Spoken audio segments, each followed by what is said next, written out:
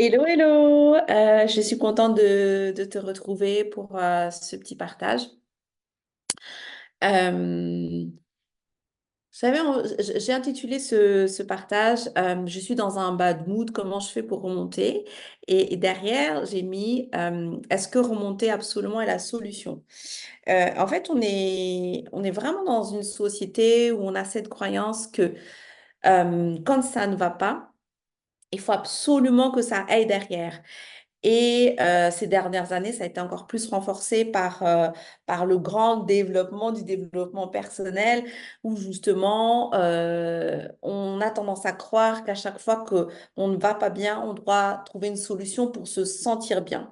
Ça vient aussi du fait qu'en fait, on a souffert pendant des années, et que dans nos histoires, du coup, transgénérationnelle, éducationnelle ou culturelle, il y a eu beaucoup de souffrance.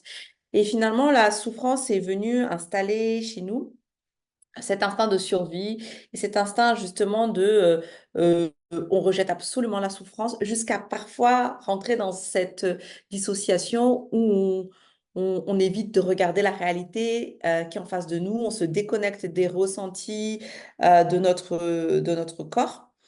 Euh, et où on va rentrer dans quelque chose qui fait qu'on ressent moins la souffrance. Et donc, on reste persuadé que quand ça ne va pas, il faut absolument résoudre, trouver la baguette magique, trouver la solution pour arrêter de souffrir. Et ce que j'ai envie, moi, de t'inviter à regarder aujourd'hui, c'est quand tu es dans une situation où tu es dans ce bad mood, dans une situation où tu te sens pas forcément bien, où tu n'es pas pumping up, ou au top de ta forme, etc. Justement, de regarder ce qui est en train de se passer, prendre le temps d'être très en lien avec toi, d'observer ce qui est en train de se passer, arrêter d'être dans l'hyperaction, mais se dire, mais qu'est-ce qui est en train de se passer à l'intérieur de moi? Qu'est-ce que ça révèle de moi? Qu'est-ce que je ne regarde pas, que j'ai pas voulu regarder ces derniers temps, et que mon être est en train de m'inviter à aller porter un regard? Euh, Où est-ce que je m'obstine peut-être et que mon être est en train de me dire, bah non, arrête de t'obstiner, mais que moi, je m'obstine.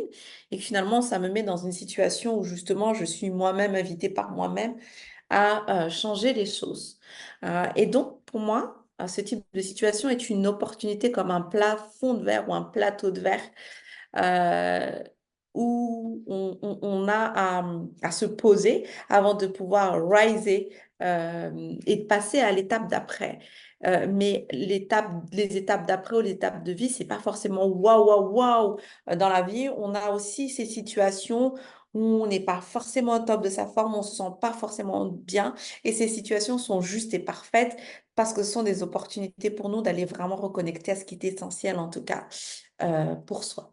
Voilà, je te laisse avec ça. N'hésite pas à me dire en commentaire ce que tu en penses et je te fais des bisous. Ciao!